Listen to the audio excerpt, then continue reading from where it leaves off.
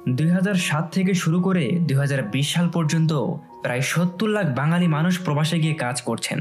তবে এদের মাঝে আবার অনেকেই রয়েছে যারা বিভিন্ন দালালের খপ্পরে পড়ে নিজের জীবনটাকেই শেষ করে ফেলে। এরপর তাদের সাথে কি করা হয় তা আমাদের কল্পনার বাহিরে। ঠিক এমন একটি সত্য কাহিনী নিয়ে 2024 সালে একটি মাস্টারপিস মুভি রিলিজ করা হয়েছে, যার নাম হলো দ্য গোট লাইফ। এই মুভির ভেতরে দেখানো হয় কিভাবে একজন অসহায় প্রবাসীর উপর প্রায় 4 বছর ধরে নির্মমভাবে অত্যাচার করা হয়েছিল, আর শেষ পর্যন্ত কিভাবে সেই বন্দি কারাগার থেকে পালিয়ে যায় এবং পাড়ি দিয়েছিল প্রায় 300 মাইল বিশাল মরুভূমি। আশা করছি আজকের গল্পটি আপনার চোখে পানি আনতে বাধ্য করবে। এজন্য সম্পূর্ণ ভিডিও জুড়ে আমাদের সাথেই বসে পড়ুন এবং কমেন্ট করে জানিয়ে দিন আপনি কি একজন প্রবাসী। যদি প্রবাসী না হয়ে থাকেন তাহলে কোথায় থেকে আমাদের ভিডিওটি আপনি দেখছেন। কাহিনী শুরু হয় সৌদি আরবের বিমানবন্দর থেকে, যেখানে দুইজন ইন্ডিয়ান ব্যক্তিকে আমরা দেখতে পারি। এর ভেতর একজনের নাম হচ্ছে নাজিম এবং আরেকজনের নাম হচ্ছে হাকিম। তারা দক্ষিণ ইন্ডিয়াতে অবস্থিত মালয়ালাম শহর থেকে এখানে কাজ করার জন্য এসেছিল। এর মানে আমরা বুঝতে পারছিলাম তারা হচ্ছে প্রবাসী। ভাগ্যের চাকা পরিবর্তন করার জন্যই তাদের আজ 1000 কিলোমিটার পাড়ি দেওয়া। তবে এয়ারপোর্টের সব কাজ শেষ করে তারা যখন বাইরে বের হয়, এমন সময় নাজিম হাকিমকে বলছিল তাদের গাড়ি এখনো আসছে না কেন, তারা তো এখানে তেমন কাউকে দেখতে পাচ্ছে না। আসলে নাজিম এবং হাকিম সৌদি আরবে যে দালালের মাধ্যমে এসেছিল, তারা বলেছিল তাদের দুইজনকে এখানে কেউ নেওয়ার জন্য আসবে, কিন্তু দিন গড়িয়ে রাত হয়ে আসলেও তাদের এখন পর্যন্ত কেউ নেওয়ার জন্য আসেনি। এদিকে আবার মালয়ালাম ভাষা ছাড়া তারা আর তেমন কোনো ভাষাই বলতে পারে না, যার কারণে কাউকে যে তারা সাহায্যের জন্য বলবে এটাও বলতে পারছিল না। তবে ভাগ্যক্রমে এখানে একজন ব্যক্তি তাদের ভাষা বুঝতে পারে। এজন্য নাজিম লোকটিকে বলছিল তাদের কোম্পানির কাছে একটা কল করার জন্য, তারা যেন এখানে এসে তাদের নিয়ে যায়। কিন্তু লোকটি কল করার চেষ্টা করলেও দেখা যায় তাদের দেওয়া কোম্পানির নাম্বারটি তো বন্ধ। তাহলে এর মানে কি তাদের সাথে জালিয়াতি করা হয়েছে? নাজিম এখানে কিছুই বুঝতে পারছিল না তারা এখন কি করবে। তবে লোকটি তাদের জানায় সৌদি আরবের শুক্রবার করে সকল সরকারি এবং বেসরকারি কার্যক্রম বন্ধ থাকে, এজন্য হয়তো তাদের কোম্পানির নাম্বারটিও বন্ধ। এজন্য তোমরা দুইজন এখানেই কিছুক্ষণ অপেক্ষা করো। লোকটির কথা মতো নাজিম এবং হাকিম তাদের মালপত্রগুলো নিয়ে বাইরে বের হয়ে আসে। তবে নাজিম দেখতে পারে তাদের মতো আরও অনেকেই বিভিন্ন দেশ থেকে এখানে এসেছিল এবং কোম্পানির লোকেরা এসে তাদের সবাইকে এক এক করে এখান থেকে নিয়ে যায়। শুধু পড়ে থাকে নাজিম আর হাকিম। এরপর আরও অনেকটা সময় পার হয়ে গেলে আমরা একজন সৌদি কাফিলকে দেখতে পারি যে তাদের কাছে আসে। আরবি ভাষায় কাফিল শব্দের অর্থ হলো মালিক। সেইখানে এসে তাদের দুইজনের পাসপোর্ট চেক করছিল এবং এরপর তাদের বলে তার নিয়ে আসা গাড়িতে উঠে পড়ার জন্য।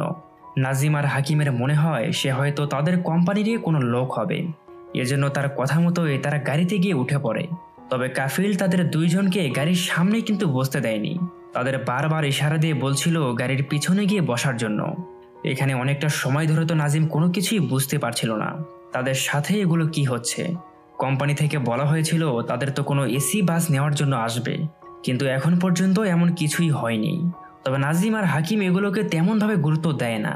খানিকটা সময় পার হয়ে যায় এবং কাফিল তাদের শহর থেকে এক মরুভূমির ভেতরে নিয়ে আসে। এখানে সে হাকিমকে একজন সৌদি বণিকের হাতে তুলে দিচ্ছিল। এর মানে আমরা বুঝতেই পারছিলাম তাদের সাথে অনেক বড় একটি ধান্দাবাজি করা হয়েছে। তারা যে কোম্পানির মাধ্যমে এখানে এসেছিল সেই কোম্পানি সৌদি কাফিলদের কাছে তাদের বিক্রি করে দেয় এবং এরপর কাফিল বণিকদের কাছে। তবে এখানে নাজিম কাফিলকে অনেক বোঝানোর চেষ্টা করেছিল, কিন্তু সে তাদের কোনো কথাই শোনেনি, জোর করে হাকিমকে এখানে রেখে যায়। আর এদিকে নাজিমকে নিয়ে অন্য আরেকটি বাড়িতে আসে। হয়তো আজ থেকে নাজিমের ভাগ্য এই বাড়ির ভেতরেই সীমাবদ্ধ। এরপর নাজিমের কি হবে আর শেষ পর্যন্ত সে কি এখান থেকে বের হতে পারবে, এই সব কথাগুলো চিন্তা করেই তার মাথায় যেন এক বিশাল আকাশ ভেঙে পড়ছিল। কিন্তু কি আর করার আছে, যা হবার তো হয়েই গেল। রাতের বেলায় নাজিম তার সাথে নিয়ে আসা ব্যাগ মাথায় দিয়ে মাটির ভেতরেই শুয়ে পড়ে। আর এখান থেকে কাহিনী চলে আসে কয়েক বছর আগে এবং আমরা নাজিমের অতীত জীবনকে দেখতে পারি, যেখানে দেখা যায় নাজিমের আগে নদী থেকে বালি তোলার কাজ করত। এখান থেকে সে যা ইনকাম করতে পারে তা দিয়ে তার সংসার কোনোরকমভাবে চলে যায়। তবে সবসময় নাজিমের স্বপ্ন ছিল সে একদিন অনেক বড় কিছু একটা করবে, কিন্তু সংসার এবং টাকার অভাবের কারণেই তার স্বপ্নগুলো স্বপ্নই রয়ে গেছে, কখনো পূরণ হয়নি। তবে একদিন নাজিম জানতে পারে তাদের এখান থেকে অনেকেই সৌদি আরবে যাচ্ছে, আর তারা নাকি মাত্র কয়েক বছরেই অনেক ইনকাম করতে পারে। এজন্য সে নিজেও যদি কোনোভাবে সৌদি আরবে যেতে পারে তাহলে কয়েক বছরের মধ্যেই তার ভাগ্যের চাকা পরিবর্তন হয়ে যাবে, তাদের আর কোনো কষ্ট করতে হবে না। কিন্তু সমস্যা হলো সৌদি আরবে যেতে হলে তাকে আগে 30,000 টাকা দালালকে দিতে হবে। যেমন আমাদের বাংলাদেশ থেকেও কিন্তু অনেক মানুষ প্রবাসে যাওয়ার আগে ঠিক এমনটাই করে। এজন্য নাজিমের কাছেও এর ব্যতিক্রম কিছু না। তবে তার কাছে তো এখন এত টাকা নেই, আর চাইলেও সে কখনো জোগাড়ও করতে পারবে না, কারণ নাজিম তার সংসার চালাতেই হিমশিম খাচ্ছে। আর এত টাকা সে কোথায় থেকে বা জোগাড় করতে পারে? তবে তার স্ত্রী শাইনু তাকে কথা দিয়েছিল সে তার গহনাগুলো বিক্রি করে দিবে, এবং এর পরদিন এমনটাই হয়। নাজিম তার স্ত্রীর গহনাগুলো বিক্রি করে দিয়ে কোনোভাবে 30,000 টাকার ব্যবস্থা করে ফেলে, আর টাকাগুলো তাদের শহরেই থাকা এক দালালের কাছে দিয়েছিল যেন সে তাকে সৌদি আরবে নিয়ে যাওয়ার কোনো একটা ব্যবস্থা করে দেয়। এদিকে নাজিমের স্ত্রীকে দেখে আমরা বুঝতে পারছিলাম সে আজ 6 মাস হচ্ছে গর্ভবতী। এর মানে আর কয়েক মাস পরেই তাদের সন্তান এই দুনিয়ার মাঝে আসবে। এজন্য নাজিম সহ পরিবারের সবাই অনেকটাই খুশি ছিল। এরপর কাহিনী আবারও চলে আসে বর্তমানে, যেখানে থাকা একজন নাজিমকে লাথি দিয়ে ঘুম থেকে ওঠায়, এবং পরদিন সকালে নাজিম যখন তার চারপাশে সবকিছু ভালোভাবে দেখতে পাচ্ছিল, দেখা যায় এই এলাকায় দূর দূর পর্যন্ত কোনো বসতবাড়ি নেই, শুধুমাত্র চারপাশে বালি ছাড়া আর কিছুই দেখা যাচ্ছিল না। এমন অবস্থায় এখানে একজন বয়স্ক ব্যক্তিকে নাজিম দেখতে পারে। লোকটিকে দেখে মনে হচ্ছিল সে হয়তো নিজেও এখানে অনেক বছর ধরে কাজ করছে, আর কাজ বললে ভুল হবে, বলতে পারেন গোলামি করে। এখানে তাদের কাজ হলো ছাগলগুলোকে লালন পালন করা এবং সেই সাথে ছাগলের থেকে দুধ বের করা। তবে এখানে নাজিমের জন্য একটা ভালো দিক হলো বয়স্ক লোকটি হিন্দি ভাষা বুঝতে পারত। এজন্য সে নাজিমকে বলে, এই দুধের বালতিটি তাঁবুর ভেতরে থাকা কাফিলকে দিয়ে আসো, এরপর আমি তোমাকে বাকি কাজগুলো শিখিয়ে দেব। বৃদ্ধ লোকটির কথা মতো নাজিম দুধের বালতি নিয়ে তাঁবুর ভেতরে থাকা একজন কাফিলের কাছে আসে। এখানে আগের মতো একইভাবে সে তাকে বোঝানোর চেষ্টা করছিল তাদের সাথে হয়তো জালিয়াতি করা হয়েছে, তারা এখানে কোনো কোম্পানির কাজের জন্য এসেছিল। কিন্তু এদিকে কাফিল তো আর তার কোনো কথা বুঝতে পারছিল না, উল্টো তাকে ধমক দিয়ে বাইরে গিয়ে কাজ করার জন্য বলে। বাইরে গেলে নাজিম সেই লোকটিকে দেখতে পারে যে তাকে প্রথম এখানে এনেছিল। নাজিম তাকে কেঁদে কেঁদে সবকিছু বোঝানোর চেষ্টা করলেও লোকগুলো হেসেই তার কথা উড়িয়ে দেয় এবং আরবি ভাষায় বলে, যাও ভালোভাবে কাজ করো। এখানে কাফিল আগুনে পুড়িয়ে বড় আর মোটা রুটি বানাতো এবং নাজিমকেও খাওয়ার জন্য দেয়, কিন্তু নাজিম তো এত শক্ত রুটি কোনোদিনও খায়নি, এজন্য কষ্ট হলেও পানির ভেতরে ভিজিয়ে তাকে খেতে হয়।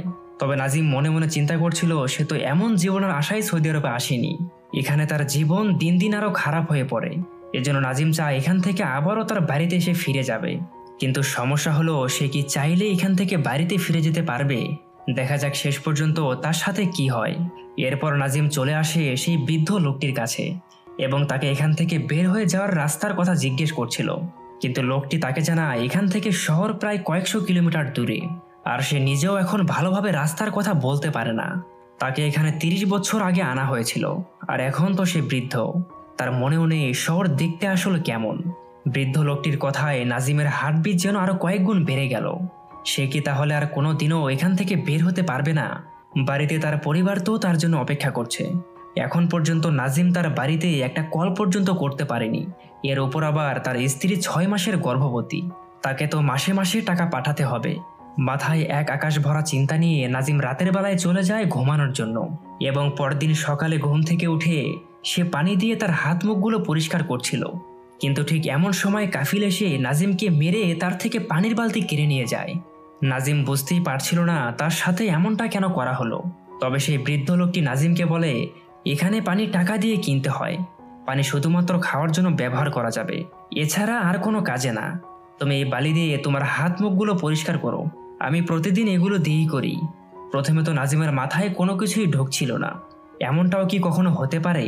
এদিকে দেখা যায় তাদের পানি দিয়ে যাওয়া ট্যাঙ্কারের গাড়ি এখানে চলে আসে, এবং আগের মতো এই গাড়ির ড্রাইভারকে দেখে নাজিম তাকে সাহায্যের জন্য বলছিল, তবে সে নিজেও তাকে কোনো সাহায্য করতে পারবে না, এগুলো তাদের প্রতিদিনের কাজ। কিন্তু ঠিক এমন সময় ভেতর থেকে কাফিল বন্দুক নিয়ে বাইরে বের হয়ে আসে, আর নাজিমের উপর রেগে গিয়ে তাকে শ্যুট করার চেষ্টাও করেছিল, কারণ নাজিম বারবার কাজ ফেলে রেখে এদিকে ওদিকে ঘুরে বেড়াচ্ছে। এখানে কাফিল তাকে শ্যুট করতেই যাচ্ছিল, এমন সময় তাদের পানির ট্যাঙ্কি ভরে পানি নিচে পড়তে শুরু করে, যার ফলে কাফিলের লক্ষ্যও পরিবর্তন হয়ে যায়। এজন্য সে নাজিমকে আর মারে না। এভাবে আরও কয়েকদিন পার হয়ে যায়, এবং একদিন সকালবেলায় নাজিম যখন ঘুম থেকে ওঠে, কাফিল তাকে বলছিল ছাগলের দুধ বের করার জন্য। তবে এদিকে নাজিম দেখতে পারে সেই বৃদ্ধ লোকটিকে আশেপাশে কোথাও দেখা যাচ্ছে না। প্রত্যেক দিন সকালবেলা করে সে নিজেই তো দুধ বের করত, কিন্তু আজ কেন জানি সেই ব্যক্তিটি নেই। তবে নাজিম বিষয়টিকে তেমনভাবে গুরুত্ব দেয় না এবং কাফিলের কথা মতো ছাগলের দুধ বের করার জন্য চলে আসে। কিন্তু নাজিম যখন দুধ বের করার চেষ্টা করে, উল্টো ছাগলগুলো তাকে লাথি দিয়ে দূরে সরে যাচ্ছিল, কারণ সে তো এগুলো কাজ এর আগে কখনো করেনি, আর কিভাবে করতে হয় এটাও নাজিম জানতো না। তবে এবার কাফিল নিজে এসে তাকে দুধ বের করা শেখায়। সেই সাথে নাজিমকে বলছিল, এখন থেকে প্রতিদিন তোমাকে এই ছাগলগুলোকে ঘাস খাওয়াতে হবে আর ভালোভাবে এদের দেখাশোনাও করতে হবে। কাফিলের কথা মতোই নাজিম প্রতিদিন এই ছাগলগুলোকে ঘাস খাওয়াতো এবং সকালবেলায় বালতি ভরে দুধ নিয়ে কাফিলকে দিয়ে আসে, কারণ এখন সেই বৃদ্ধ লোকটি আর নেই। সে যে আসলে কোথায় গায়েব হয়ে গেছে তা এখন পর্যন্ত আমরা বুঝতে পারছিলাম না। যাই হোক, এভাবে আরো কয়েক মাস পার হয়ে যায় এবং একদিন সকালে যখন নাজিম তার চেহারা গাড়ির আয়নার ভিতরে দেখছিল, সে দেখতে পারে তার চুলদাড়িগুলো অনেক বড় বড় হয়ে গেছে।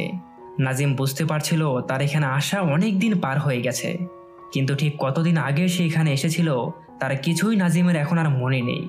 এর মানে ধীরে ধীরে সে মানসিকভাবে আক্রান্ত হয়ে পড়ছিল। সে কি আর কোনোদিনও এখান থেকে বের হয়ে যেতে পারবে না? আর এভাবে কতদিন বা তাকে এখানে থাকতে হবে? এই সব কথা চিন্তা করে নাজিম মরুভূমির মাঝে জোরে জোরে চিৎকার করতে শুরু করে, কিন্তু তার এই কষ্ট দেখার মতো কেউ তো আর এখানে নেই। এজন্য সিদ্ধান্ত নেয় তার জীবন সে আর রাখবে না। নাজিম মরুভূমির মাঝের এক উঁচু পাহাড়ের উপরে গিয়ে উঠে পড়ে। এভাবে তিলে তিলে মরার চেয়ে আজ সে তার জীবন একবারই শেষ করে ফেলবে। নাজিম যখন পাহাড়ের উপর থেকে নিচে লাফ দিতেই যাচ্ছিল, ঠিক এমন সময় দেখা যায় নিচে কতগুলো শকুন কিছু একটা চিরে চিরে খাচ্ছিল।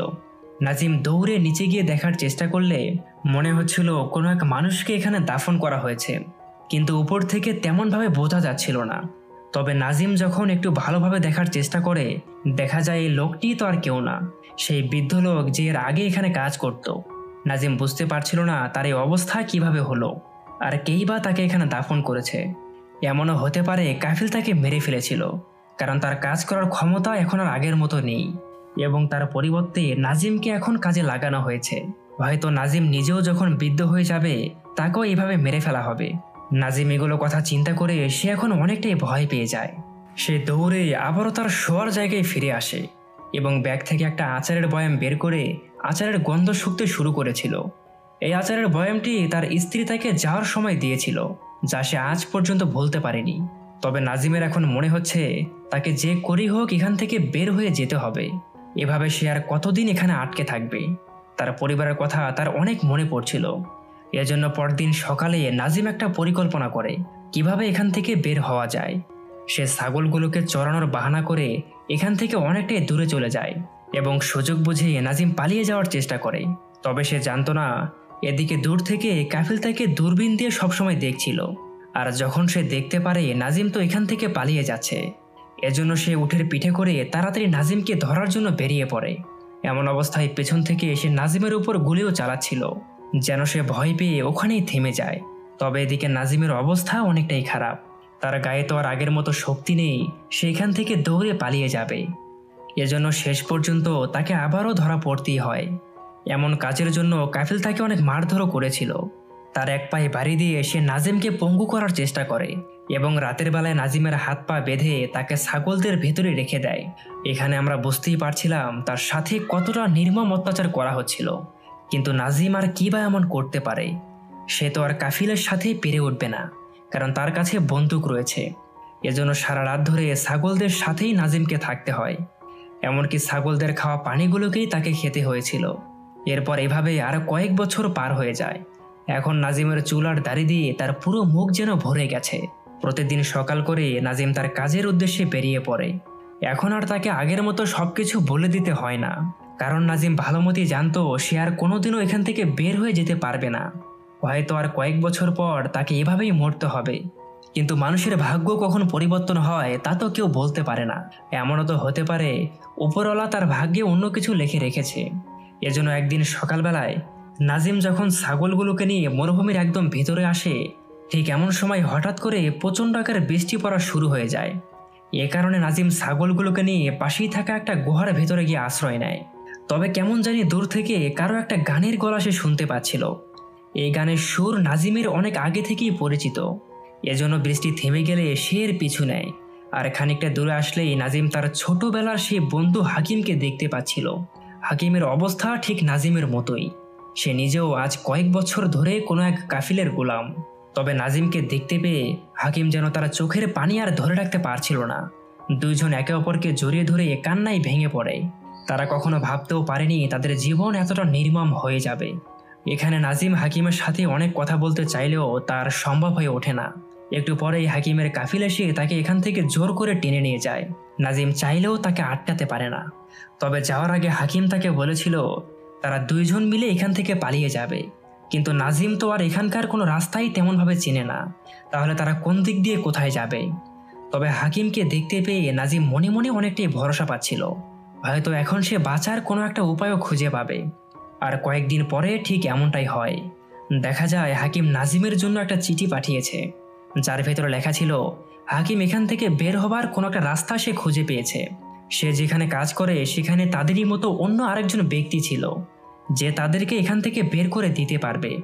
হাকিমের এমন কথা শুনে নাজিম যত দ্রুত সম্ভব হাকিমের সাথে দেখা করতে যায়। এখানে আসার পর আমরা দেখতে পারি হাকিম তার সাথে এবার একজন আফ্রিকান ব্যক্তিকে নিয়ে এসেছে, যার নাম হলো ইব্রাহিম কাদেরি। সে নিজেও এখানকার একজন কাফিলেরই গোলাম।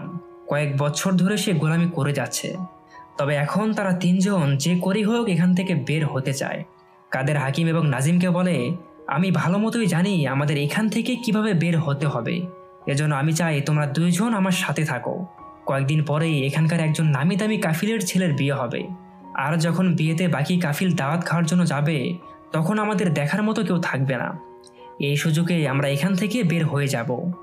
এরপর কয়েকদিন পার হয়ে গেলে আমরা দেখতে পারি কাদেরের কথা মতোই সবকিছু হচ্ছিল।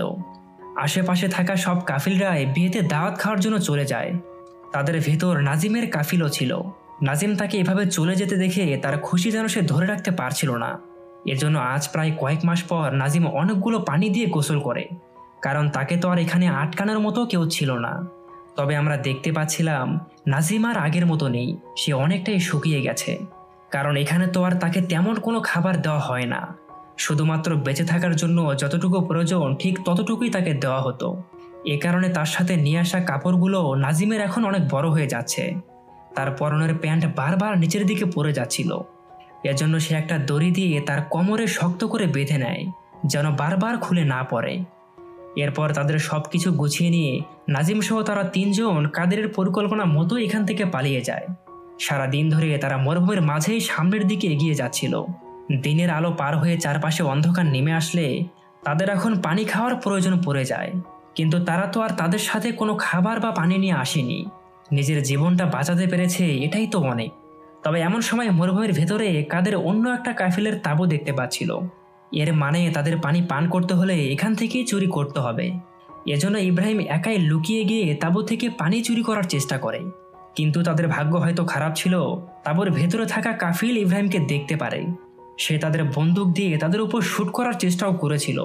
তবে এরপরেও তারা কোনোরকমভাবে এখান থেকে পালিয়ে যায় এবং সারা রাত পার হয়ে গেলে পরদিন সকালে ইব্রাহিম দেখতে পাচ্ছিল তাদের এখান থেকে দূর দূর পর্যন্ত শুধুমাত্র বালি ছাড়া আর কিছুই দেখা যাচ্ছে না। ইব্রাহিম তাদের দুইজনকে বলে, এমনটা তো হওয়ার কথা না। আমি জানতাম আমরা যদি একদিন হাঁটি তাহলেই রাস্তা পর্যন্ত চলে আসার কথা, কিন্তু এখানে তো তেমন কিছুই দেখা যাচ্ছে না। তাহলে কি এর মানে আমরা ভুল রাস্তায় চলে এসেছি?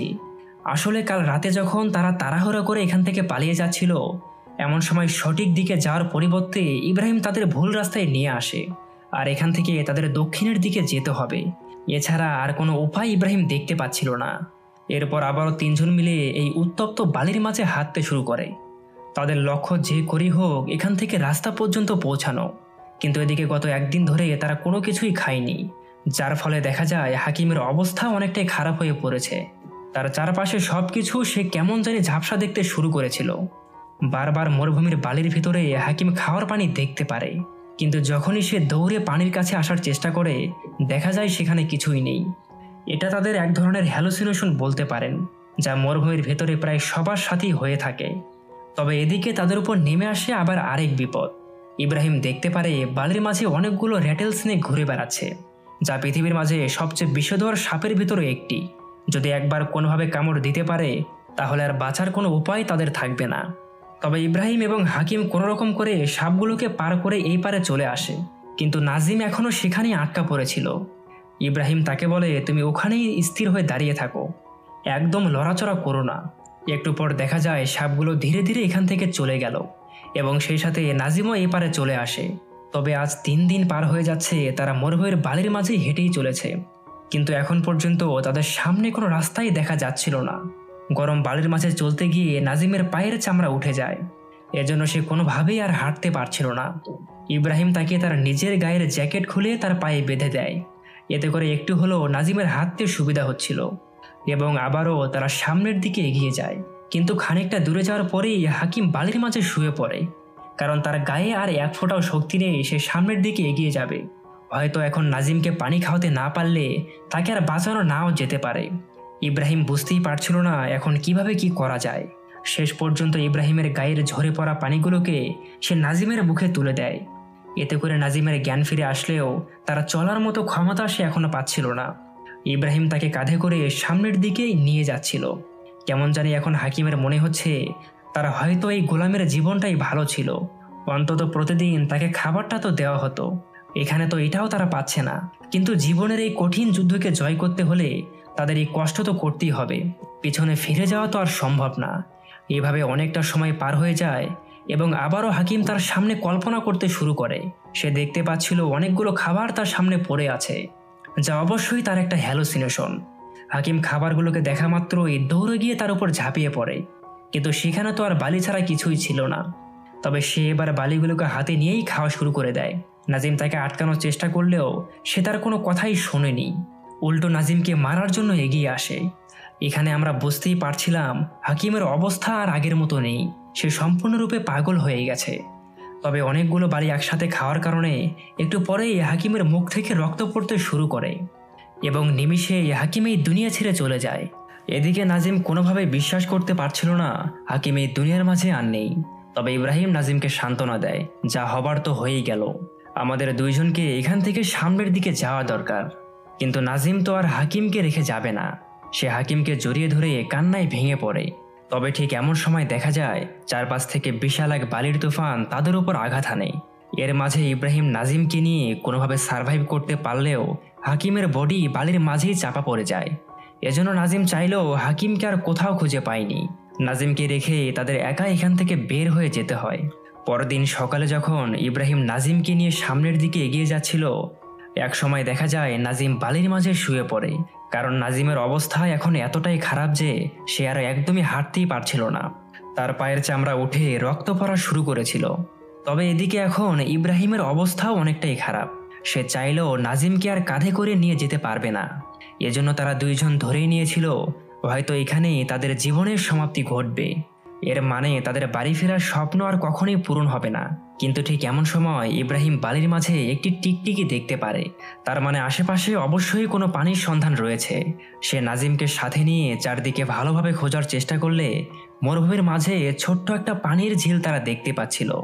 তবে এটা এবার কোনো স্বপ্ন বা হ্যালুসিনেশন না, একটি সত্যিকারের পানির খনি তারা খুঁজে পেয়েছে।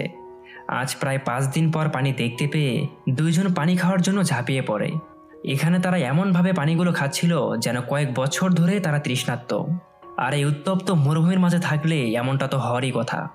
তবে এই জায়গায় বসে থাকলেই তো আর হবে না, তাদের আবারও সামনের দিকে এগিয়ে যেতে হবে।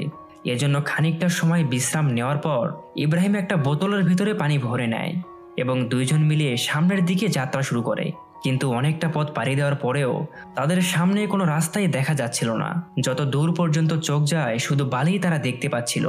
এজন্য ইব্রাহিম এখন অনেকটাই হতাশ হয়ে পড়ে, তার মনে হচ্ছিল সে হয়তো আর এখান থেকে বের হতে পারবে না। তবে এই কথা সে নাজিমকে এখনো বলেনি। পরদিন সকালে নাজিম যখন ঘুম থেকে ওঠে দেখা যায় ইব্রাহিম তার আশেপাশে কোথাও নেই, কাল রাতেই সে এখান থেকে চলে গেছে। কিন্তু কী কারণে চলে গেল তা নাজিম এখনো বুঝতে পারছে না। তবে যাওয়ার আগে ইব্রাহিম নাজিমের জন্য সেই পানির বোতলটিও রেখে যায়। ইব্রাহিমকে এইভাবে হারিয়ে নাজিম এখন সম্পূর্ণভাবে একা হয়ে পড়ল। মরুভূমির এই দুর্গম সফর তাকে এখন একাই পাড়ি দিতে হবে। তবে সে আর কতদিন এভাবে বাঁচতে পারবে তা নাজিম নিজেও জানতো না। দেখা যাক শেষ পর্যন্ত তার সাথে কি হয়। ভাগ্যকে মেনে নিয়ে নাজিম আবারও সামনের দিকে যাত্রা শুরু করে, না জানে আর কত দূর তাকে যেতে হবে। এই গরম বালির মাঝে চলতে গিয়ে নাজিমের অনেক কষ্ট হচ্ছিল, কিন্তু কি আর করার আছে, তাকে তো যেতেই হবে। তার সাথে নিয়ে আসা পানির বোতলটাও এখন খালি হয়ে গেছে। বোতলের ভেতরে থাকা শেষ এক ফোঁটা পানি নাজিম তার মুখে তুলে নেয়। পানি খাওয়া শেষ হলে সে বোতলটিকে বালির মাঝেই ছুঁড়ে ফেলে দেয়। কিন্তু তার গায়ে এখন আর একদমই চলার মতো শক্তি নেই। সারাদিনে সে অনেকটাই ক্লান্ত। এজন্য বালির মাঝে শুয়ে নাজিম কিছুক্ষণের জন্য ঘুমিয়ে পড়ে। তবে এদিকে আমরা দেখতে পারি তার ফেলে দেওয়া পানির বোতলটি গড়িয়ে গড়িয়ে রাস্তার মাঝে এসে পড়ে। জি হ্যাঁ, শেষ পর্যন্ত নাজিম রাস্তার ধারে চলে এসেছে। এরপর হঠাৎ করেই কোনো এক শব্দে তার ঘুম ভেঙে যায়, এবং যখন নাজিম সামনে এসে দেখার চেষ্টা করে, সে এতটাই খুশি হয়ে গিয়েছিল যা আমরা তার চেহারা দেখে বুঝতে পারছিলাম। আজ প্রায় 10 দিন পর নাজিম হয়তো তার জীবন বাঁচাতে পারল। তবে তার বিপদ কিন্তু এখনো শেষ হয়নি। আসল কাহিনী তো এখনো বাকি। সে রাস্তার মাঝে দাঁড়িয়ে প্রথমে একজন ট্রাক ড্রাইভারের কাছে সাহায্য চায়, কিন্তু লোকটি তাকে সাহায্য করেনি। তবে পরদিন সকালে একটি প্রাইভেট কারের থেকে সে আবারও সাহায্য চায়। এবার ভাগ্যক্রমে নাজিমকে লোকটি সাহায্য করেছিল।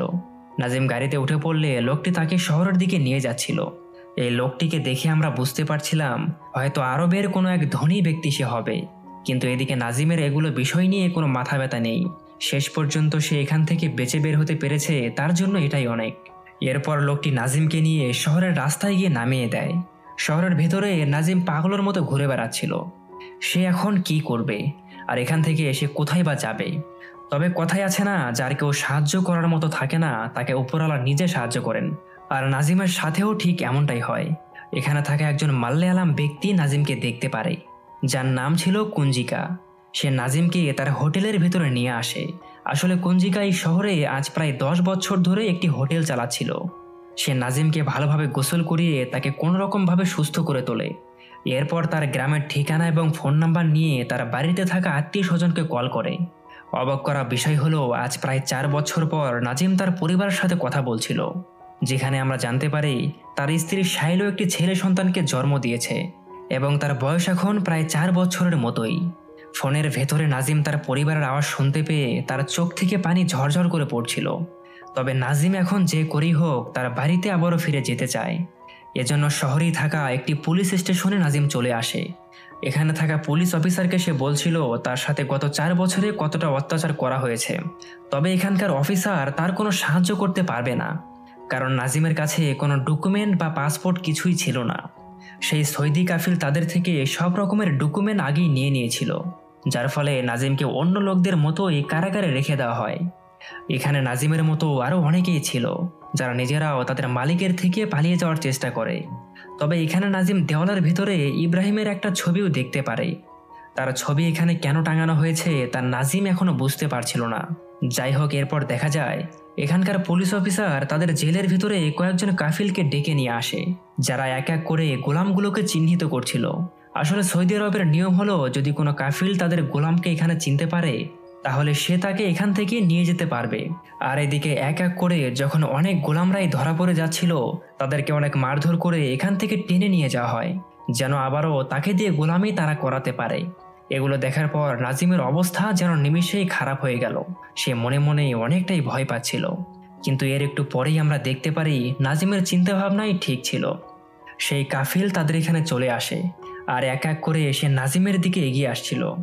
এটা দেখার পর নাজিম তো এখন ধরেই নিয়েছে তার বাঁচার শেষ আশাটুকু মনে হয় শেষ হয়ে গেল। এবং হঠাৎ করে কাফিল তার সামনে এসে দাঁড়ায়। সে নাজিমকে আরবি ভাষায় কিছু একটা তো বলছিল, এবং বলার পর তাকে না নিয়ে এখান থেকে চলে যায়। নাজিম বুঝতেই পারছিল না কাফিল এমনটা কেন করলো।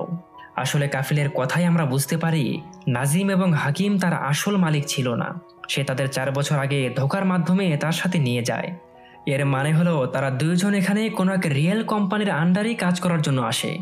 কিন্তু শুক্রবার হওয়ার কারণে হয়তো তারা নাজিম এবং হাকিমকে নিতে আসেনি, কারণ সেই দিন তাদের কোম্পানির অফ ডে ছিল।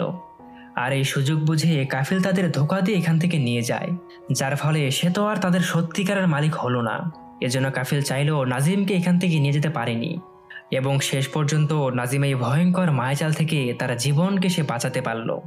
গত 4 বছর ধরে তার সাথে যে পরিমাণ অত্যাচার করা হয়েছে তা হয়তো নাজিম তার মৃত্যুর আগ পর্যন্ত ভুলতে পারবে না। এরপর বাকি সবাইকে এখান থেকে অন্য একটি জেলে নিয়ে যাওয়া হয়, যার ভেতরে নাজিমও ছিল। এবং 3 মাস জেলের ভিতরে থাকার পর সৌদি সরকার তাদের সবাইকে নিজ নিজ দেশে পাঠিয়ে দেয়, তবে আপনার এখন মনে হতে পারে সেই ইব্রাহিম এখন কোথায়, আর শেষ পর্যন্ত তার সাথে কি হয়েছিল। আসলে ইব্রাহিম যখন নাজিমকে একা ফেলে রেখে চলে যায়, সে কোনো কারণবশত তার কাফিলের কাছে আবারও ধরা পড়ে গিয়েছিল, এবং এরপর তার সাথে কি হবে তা তো আমরা বুঝতেই পারছিলাম। তবে ভিডিওর আগেই বলা হয়েছিল এই কাহিনীটি নাজিম নামের একজন ভারতীয় ব্যক্তির সাথে ঘটে যাওয়া এক সত্য ঘটনা থেকে নির্মাণ করা। কখনো বাইরের কোনো দেশে ভাষা না জেনে আসা ঠিক না। এভাবে প্রতি বছর অনেক প্রবাসী তাদের জীবনকে এক মারাত্মক ঝুঁকির মুখে ফেলছে। অনেকে তো আবার হাকিমের মতো তারা জীবনকেও হারিয়ে ফেলে। আশা করছি নাজিমের জীবনের এই কাহিনীটি আপনাদের অনেক ভালো লেগেছে।